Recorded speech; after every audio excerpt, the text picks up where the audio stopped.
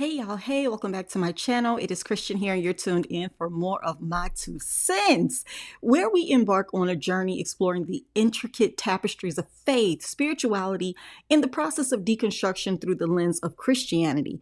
Now, you're joining me, and I am so grateful because I'm looking forward to engaging in thought-provoking discussions, delving into the complexities of religious beliefs, and navigating the paths that allow us to question and reconstruct, because that's what we're here to do. We're growing, we're evolving, and we're doing that together. Whether you're seeking to deepen your understanding of faith or exploring the realms of deconstruction within the Christian context, this channel is a space for open dialogue, introspection, and the compassionate exploration of the intersections between belief, doubt, and discovery. So let's embark on this transformative journey together. And while we're doing that, let's not forget the 3 points that matter most before we start any dialogue. Number 1, you're not alone. Number 2, you're not crazy. Number 3, God, your creator, still loves you, and I do too. So welcome to the channel. If you are a returning to center, then hey family, hey, I'm excited to have you here with me today. We're going to have an amazing conversation, one that I know of from experience, okay?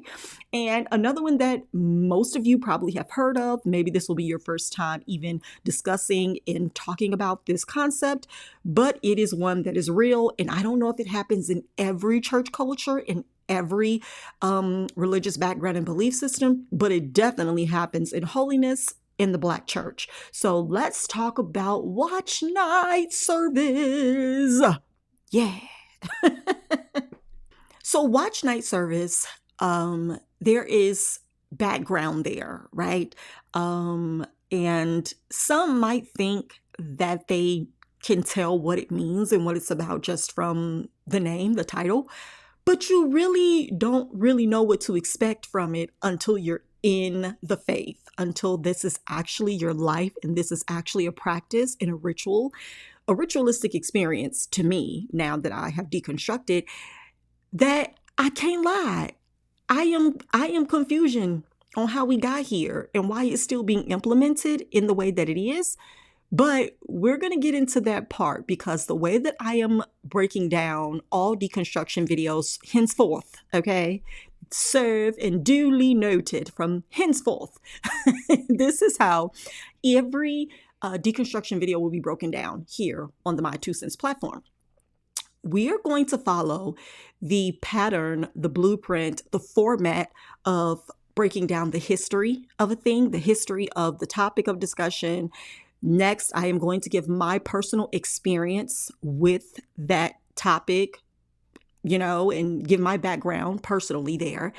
And then lastly, I will close every video with where I stand to date, now that I've deconstructed from the belief system and, removed certain, thought processes and certain practices, and I have reconstructed a new mindset on things. So that's how we're going to do it. I'll give history, I will give my experience, and then I'll tell you where I am now, present day. This is not a way for me to force my beliefs, my thoughts, and my practices on you. That's exactly why I deconstructed, because someone did that to me.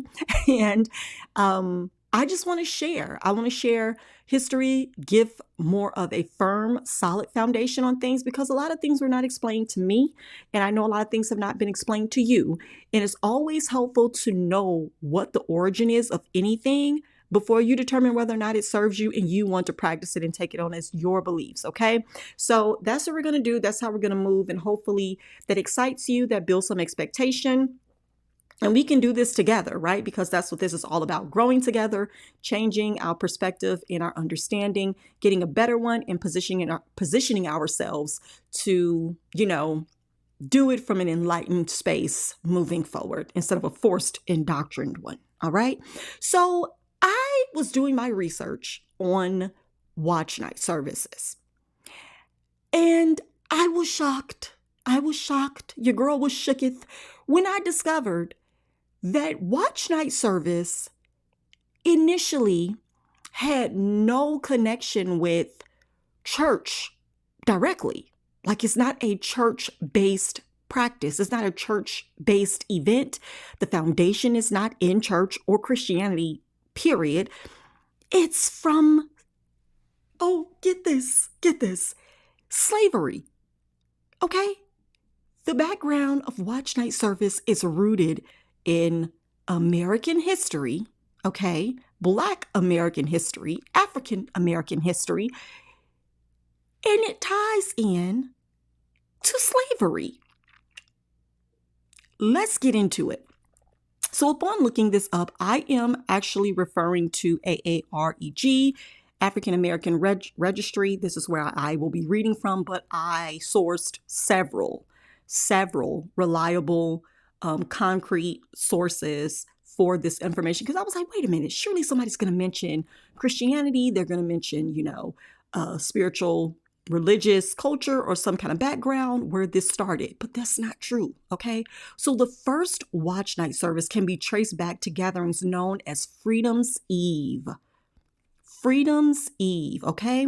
On that night, Black slaves and free Blacks came together in churches and private homes all across the nation, awaiting news that the Emancipation Proclamation had become law. Do I need to reread that? Let me reread this. Okay. The first Watchnight service can be traced back to gatherings known as Freedom's Eve. On the night, Black slaves and free Blacks came together in churches and private homes all across the nation, awaiting news that the Emancipation Proclamation had become law. Now, at this time, Lincoln had used the occasion of the Union victory to issue a preliminary proclamation which freed all slaves in the rebellious states after January 1st, 1863. So in 1862, which was the first Watchnight service, it was celebrated in Black communities in America. This was not something that everybody was doing that was Christian or who were believers.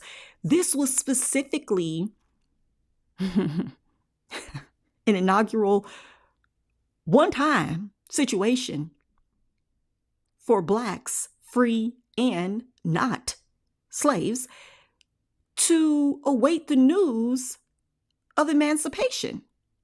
They were waiting the news of emancipation at church because that's common area, common space where they gathered and they worshiped together. And I think that it is so indicative of the history of Christianity, to hijack stuff and give it a different meaning from spiritual and biblical context, which we'll get into that next. So right now we're going over the history of Watchnight service and what it meant, period, when it first started. And I have never been told this, and I am 35 years wise. Put that on a shirt. I am 35 years wise. I ain't never heard that. I just created that right here on the My Two Cents platform. Okay, so give the girl her credit as it comes. I am 35 years wise, and I have never been told the history of Watchnight service.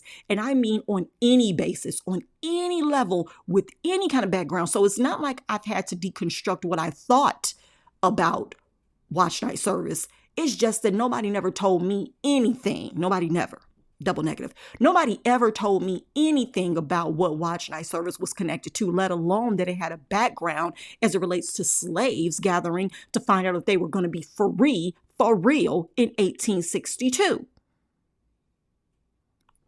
Let me continue reading. This celebration takes many American descendants of slaves into a new year with praise and worship.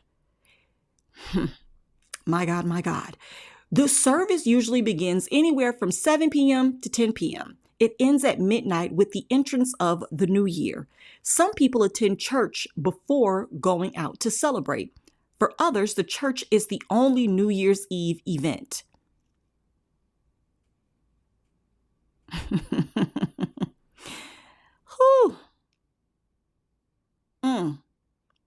There have been instances where clergy in mainline denominations questioned the proprietary of linking religious services with a secular holiday like New Year's Eve. However, there is a reason for the importance of New Year's Eve services in the Black experience in America. Hence what I read former about why they gathered on the very first watch night ever known as Freedom's Eve.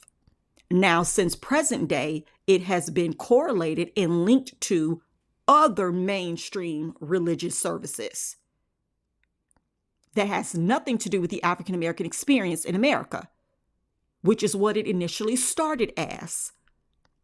An African American experience in America, which continues to be stole. People do not mind taking stuff, and I don't want to get into it, but I just want to make it very clear that as we can see, being hijacked and having history essentially washed out, completely deleted, backspace, copied and pasted somewhere else and then given a different background and a different story and history, to me, that is disgusting. This is the history I will choose to teach and tell my children when that time comes. If they ever ask me what a watch night service is, or this will be the only information they will have on a watch night service. It was Freedom's Eve, right? For slaves and free blacks. Because see, it is importante. It is importante that we realize that the more the true history is not shared and a new history is created, that is the narrative that is going to be perpetuated through future generations. And that's going to be the only truth that is shared for all generations to come. And this kind of truth gets hidden and pushed to the side as if though, yeah, this is where it started. It started from the Bible days. No, it didn't. And even the practice of it, for me, this saddens me because I wish this would have been the history I would have found out about, that I would have learned when I was at church. Dang, I wish y'all would have said something. I wish y'all would have told us something instead of just saying y'all don't need to be out at the club. Y'all need to bring in the new year with the Lord. It was always some catchy phrase or reason why we needed to be at church on New Year's Eve instead of at home. God's been too good for you. You shouldn't be at home. You shouldn't be asleep when midnight hit. You should be praising God. You should be worshiping God for bringing you through another year. What? I would have loved the foundation to be, this is what our ancestors did. They brought in the year praising and worshiping or waiting to hear of their complete freedom with their community, with their family, with their friends, with their loved ones. That would be so more powerful to me. That would be such a more sustainable truth and reality to rest in and to understand why we practice what we do. But no, that's not the history y'all want to give. Y'all want to rewrite history, and let's get to the Bible, okay? So there's a biblical basis. We're still in the history point, right? Next up, I got my experience I want to share.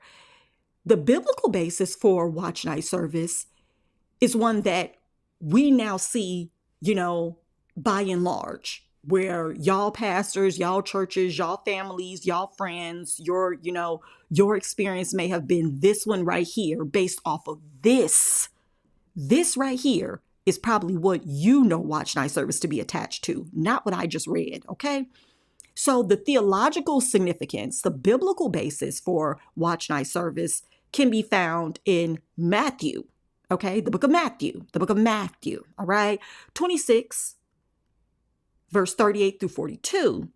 While in the Garden of Gethsemane, Jesus repeatedly admonished his disciples to watch and pray while he went nearby to lament to God. Now, you might be like, honey, what is lament? Let me tell you, because if it's one thing I'm going to do, is give you a definition, boo. All right, so to lament means a passionate expression of grief or sorrow, all right? So Jesus allegedly was, going back in the garden to express his grief, express his sorrow, asking God to pass the cup from him, baby. Like, pick somebody else, get somebody else to do this. I do not want to be the sacrifice. No, I tap out. Tap somebody else in, Lord. That's what God, that's what Jesus was going to do. He wasn't happy about it. And I don't think that's something else that people really be, focused on. Jesus did not want to be the sacrifice for y'all. But I digress. So each time Jesus said to his disciples, watch and pray, he would come back and them jokers would be asleep. They was like, that's your cross to bear, JC. You got to do that. You know, we got your back. We your boys. But we don't know why we out here. I don't know if at the time they knew what Jesus's, demise was going to be. But I know that he wanted his brothers to pray on his behalf, according to the scripture. And they were asleep every time. They had fallen asleep every time. And that's the purpose of Watchnight, watching and praying, watching the new year come in, praying the new year in, worshiping the new year in, not being asleep, not losing ground, if you will, but focusing on the face of God and being in his presence and in the midst of, I guess, other believers to bring in the new year together. My thing with that is, I'll say this, if I'm just going through and logically thinking of what the scripture meant contextually in Jesus's instance with the disciples, you have these people who have been walking with you and have seen the work that you've done. And, this is going to be good because I see how this is unfolding while I'm talking. Come through. So you had Jesus, and this is just taking the message, right, and applying it to real life based off of what we, what parts of the story we have. So if we're going off of the scripture and we're going off of what the story is, you have Jesus who knew what he had to do. It had already been shown to him what was to come and what he was about to experience. And he didn't want that. It wasn't something that he signed up for. It wasn't something that he felt, maybe equipped. I don't know. I'm not trying to go all into the emotion. But what we have been told is that he went to pray and to lament to God. He went to grieve. He wasn't happy about it. He was sorrowful about it. And he requested that it not be required of him, that this be passed to someone else or away from him. And to see that his friends, his followers, his, community, his disciples were falling asleep.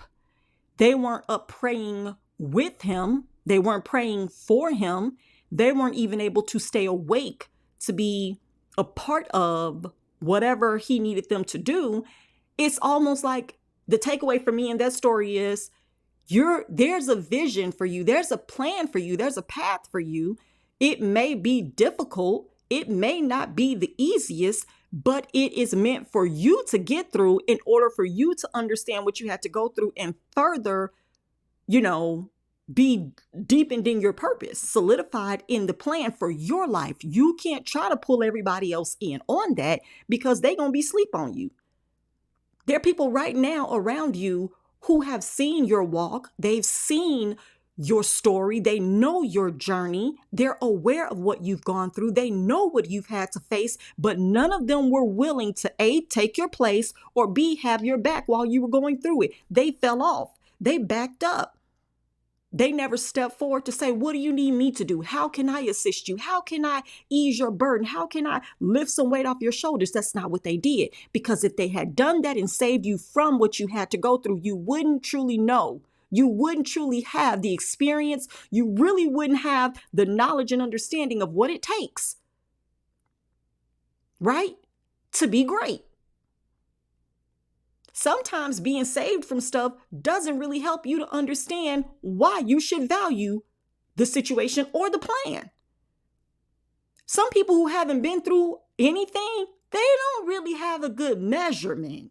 They don't have a good measurement of what it takes and what it took to get to the place you may be in or the things you may experience. And no, it's not a cross, literally, but per se.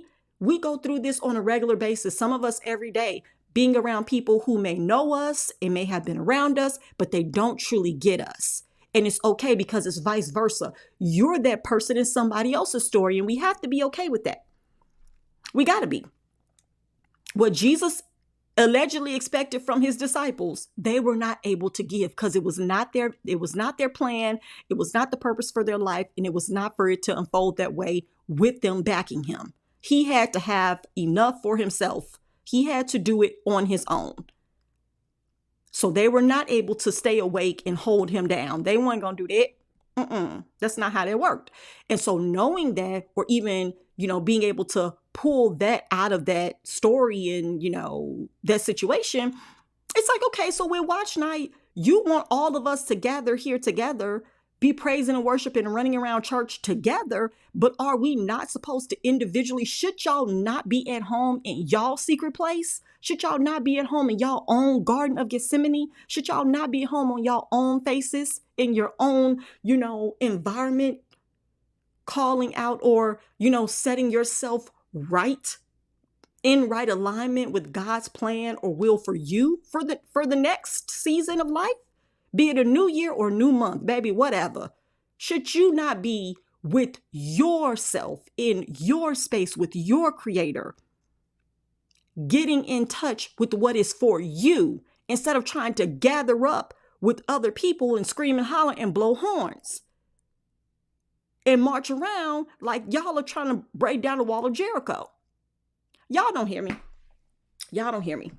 I'm just saying the correlation, it's crazy, because people in church and Christianity and organized religion they don't mind hijacking other events, other rituals, other experiences to make it their own, to commercialize it, to monetize it. But they never really look at it like, dang, okay, Jesus was doing that by himself. Jesus was watching and praying by himself. The watch part was essentially him watching his friends sleep on him. Right? They was woke though when it came time for him to bear that cross. They was real woke. They saw that, but they missed the point when he was actually trying to get through the pressure and the possible fear, maybe the confusion and the misunderstanding of why me. They weren't there for that part. They were just there for the aftermath when it was happening. So why then do y'all think that at church we should be grouped up together? Everybody shouldn't be there in your garden. But whatever. That's just a night again for pastors and for leaders to control your day, control your new year, and for y'all to come into it together. And I don't think people be understanding that every ritualistic experience, all of this stuff is just you all continuing to be in covenant with each other. From the beginning of the year until the end, they continue to hold control over you at every intricate point of your life. Every time that you should separate yourself in order to get clarity and vision for your life, they find a way to integrate themselves into your life and into those momentous occasions. Like, no, let's do this together. Let's come together and do this. No, we got to have watch night service together.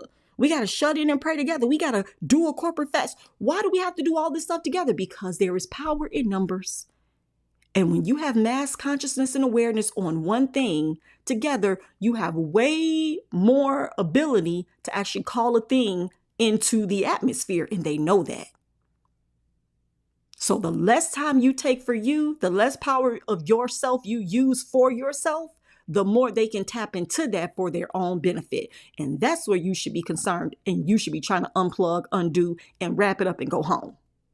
That's just me. So that's the history and the background of what the true, history of Watch Night or Freedom's Eve is.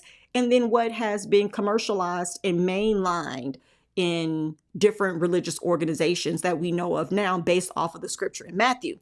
Now, let me tell you my experience in the Pentecostal Holiness Church with Watch Night service is one, again, of no understanding. Nobody explained to me what it was, as majority of us never had explanations for why we did anything. It was just, we're doing this. We're going to church tonight. And it became tradition. It became the expected. It was not anything we could refute. It was not anything we had a choice to sit out on. That's what we did. We got dressed. We got ready. We knew we were not going to sleep. And we were going to be there from, I don't think we went at 7. I think church started probably like at 9 or 9:30. I don't really recall. It's been so long ago since I've been to a Watchnight service as a child. But we would go, it would be nighttime, and we would be there all night. It wasn't no snacks. It wasn't no hors d'oeuvres, honey. Wasn't nobody giving us no cracker. Wasn't nobody giving us no chicken wing. It wasn't no slice of pizza. It wasn't no area for the kids. We were literally just in the sanctuary together. Our pastor would have some words. He would release the word for the new year, right? Which I'm sure a lot of you all are familiar with that, especially in the Black church, honey. Your pastor gonna have a catchy phrase and quote every year. God's gonna blow your mind in 2009. Anchor yourself in God's grace in 2008. God's favor covers me in 2023. Up and get ready for the new one for this year. 2024 is your year of more. Say what? Put all of them on a shirt if you want to. Because I just give to you what is given to me. Okay? Baby, that's what these pastors are good for. They're good for getting a message together to encourage you to move through to the new year.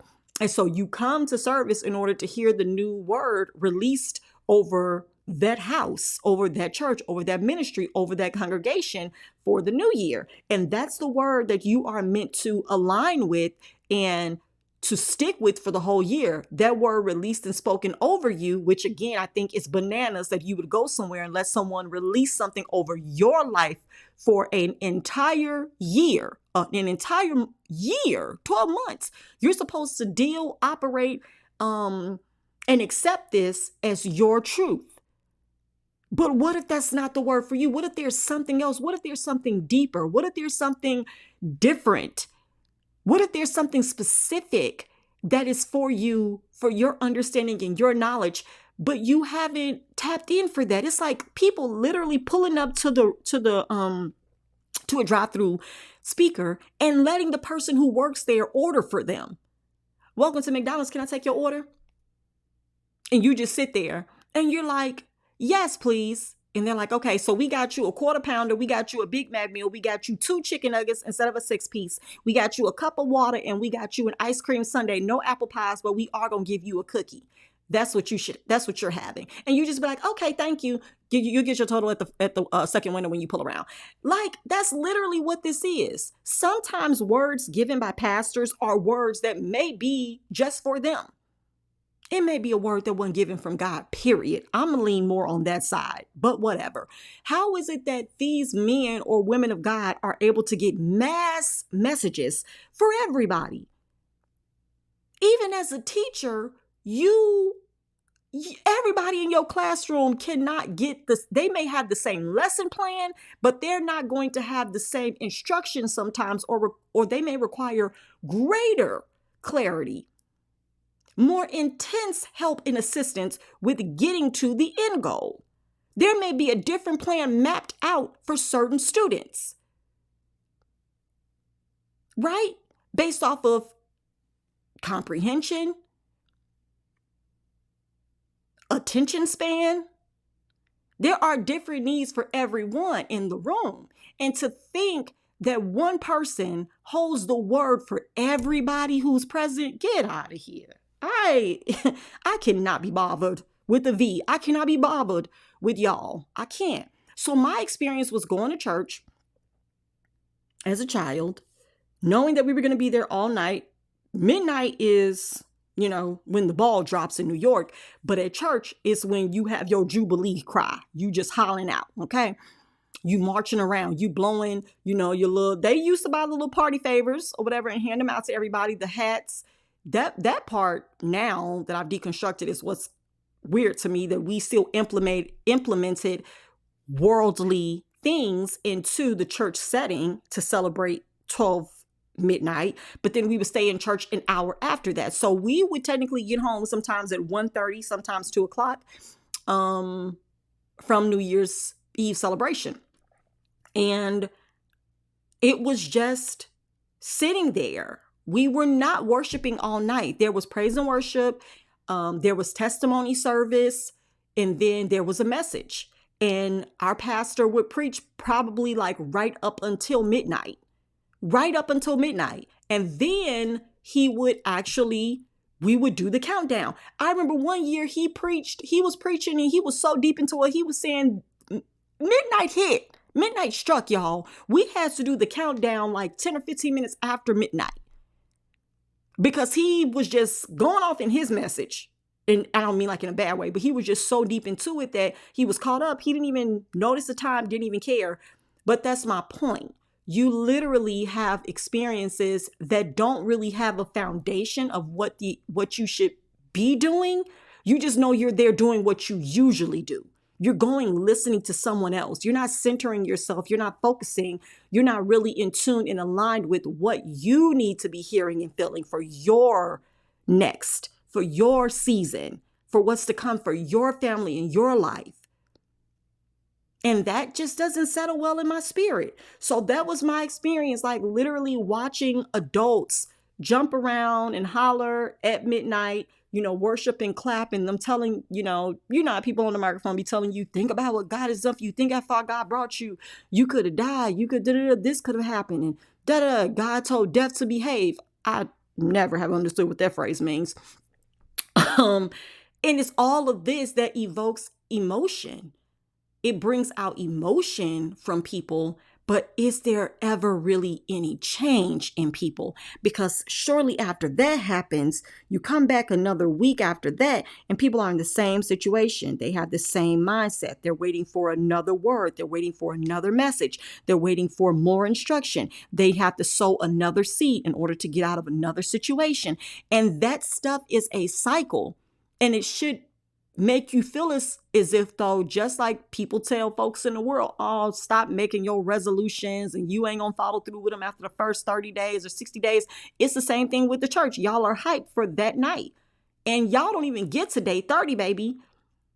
Y'all be swiftly moved on from whatever thus saith the Lord was on the 1st at midnight to by the 5th, you are literally losing it again. You don't even have it. You never had it. So it can't be lost because you didn't get anything. You didn't gain any insight for yourself. You don't really have wisdom and a plan to execute for you. And that's the thing that, to me, I feel is not fair. But again, what do you expect when you leave your life up to someone else? When you dim your light in order for someone else to seem brighter than you and to be the one to literally, give you instructions for the year. You're not doing that to me. So as youth, we weren't really counted in on Watchnight. We just had to be present. Nobody talked to the youth. There was no youth group. There was no conversation of what we wanted or what our, hopes were for the new year. Nobody talked to us about anything. We were just bodies. We were just present because our parents were there. And nobody asked us if we wanted to be there and what we felt about what we were experiencing and what we were actually supposed to set our intentions on for the next day, let alone the next 12 months.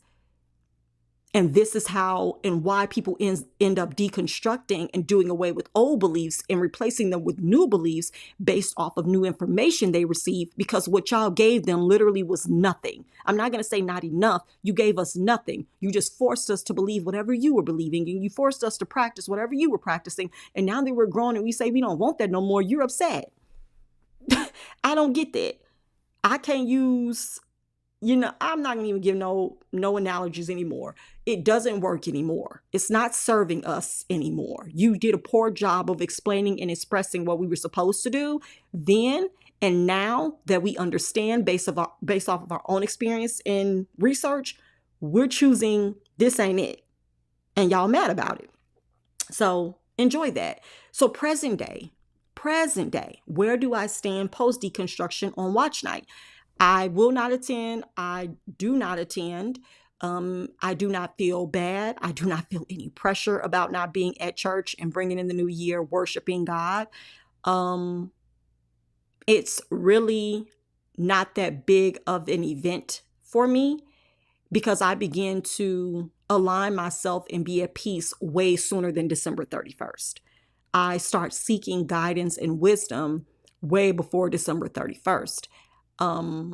I enjoy being at home with our children and with our family. I've never gone to a New Year's Eve party or an event. I don't know what it is to not be at home since I deconstructed. I don't know what it is to not be at home because that's where I want to be. That's just me. I'm not a night person. I'm not an outgoing person like that to do nightlife or just want to be around a whole lot of people, whatever. But I love that for whoever wants to do that. I'm not knocking it. That's just not for me. And I'm okay with that. I don't need that in order to feel connected or feel alive or feel as if though I'm on the right path to bringing in the new year the right way. It just settles me. I'm okay with that. And I'm also of the mindset post deconstruction of understanding that when you can align yourself, when you can connect yourself the way that you should be, doing the things that make you happy and that brings you clarity, that's what you should focus on. That's what you should focus on, not who's not present, not what anyone had on, not wearing. I know there's one church that's doing like a ball, like you come dressed in your best black and gold, wear formal dresses, bring in the new year in luxury like a king and a queen. It's like, stop it. All of this stuff just to make people feel like they're connected, make people feel like, oh, this is a big deal and this is just for us. This is going to be, how God sees us in the new year. Stop it. You go home, you focus, you spend the New Year's Eve the way that you feel like you're led to do it. Some of us may be asleep by midnight. I don't know. Maybe 10 p.m. be looking real late to me. And I'm okay with that. Because I have to walk with me every day. I have to live with me every day. The focus and the plan should be on what me and my husband feel for our family will best serve our future. And I get it that you want to be in an environment that, you feel is charged and powerful and there's a move there. But you do understand that when you go through things through the day and the week and the months, you're not able to just pull all of y'all together from church to get over it together. You're by yourself. You're dealing with it alone. You need the power and the strength to make it through for you. You can't call on all them folks from Watchnight. And that's the thing. There's no personal accountability. There's no individual plan to make it through. And that's why people normally fail or they feel like failures at life or at their own, how do I say this? Their own evolution as an individual. They feel like a failure at that. Like, why this isn't changing for me? When is this going to get better? Why is this still the same? Well, you've never isolated yourself from a group of other people who have different intentions and desires than you do. Y'all are all trying to piece together a puzzle and y'all have y'all own puzzle. Y'all have y'all own image to put together. And that's not what you're working on. You're working on one man's vision, usually your pastor's. You don't have a plan for yourself and your puzzle is sitting over there and you're the piece missing from that puzzle because you're in somebody else's pile. That'll preach. Your puzzle is put together and missing you, but you're a piece of another man's puzzle. That person's puzzle literally includes your piece, but your puzzle is missing you. So of course it's going to feel chaotic. Of course it's going to feel bad. Of course you're going to feel disconnected and disjointed and as if though, you need more instruction and you need more clarity because you're in the wrong place. Everything over here has come together. Everything over here is waiting for you. You're just not present.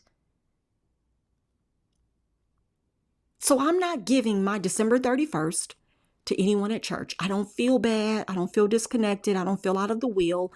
I feel at home. I feel in place.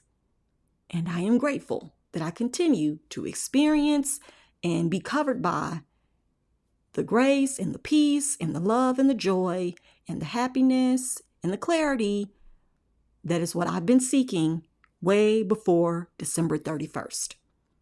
I'm no longer going to be held to a standard or a practice or a ritual that garners me no results, because I am in a room with people who are not actually focused in and in tune. They're just screaming and singing, jumping around and blowing into horns because that's the fun thing to do, because they didn't want you out in Times Square with your boo. Bars. They didn't want you out there having a good time. And it's crazy because everything at church was always put into this box of, you can have fun for the Lord. You can have fun in church. You don't have to be out in the streets. It's not safe out there. Being in church is safe. It's safety in his arms. It's safety in the body of Christ. Y'all be trying to make fetch happen and it don't be giving that. It's not fun being at church, y'all. Stop. You may think it is, but to be honest, y'all really don't be liking the people. Y'all really don't be knowing the people half the time. Y'all just be there with the people y'all came with, but y'all don't have any relationship and you don't really build on anything that would make you feel like, oh, I can't wait to do this again. And this was so great. And this was so exciting. And I'm going to invite more people next year. That's not how y'all be feeling. You just be doing it because you don't know anything else to do. And you've been guilted into doing that. But it's always trying to make the church seem as hip and as cool and as, happening as the world. It's not the same. You cannot compare it. What are you doing? What are you doing? You're not expected to sit down all night at church. They want you to get up and move and be involved and get up and testify and tell of the goodness of the Lord. This year, what did God do for you? What miracle? Share it, because they want you to encourage other people. They want other people to feel like this could be their portion too if they get in church as much as you did this year. But that's not really how this goes. That's not really how this plays out. There are a lot of other pieces missing from those stories, but they just want you to get the best one, like testimonials in business.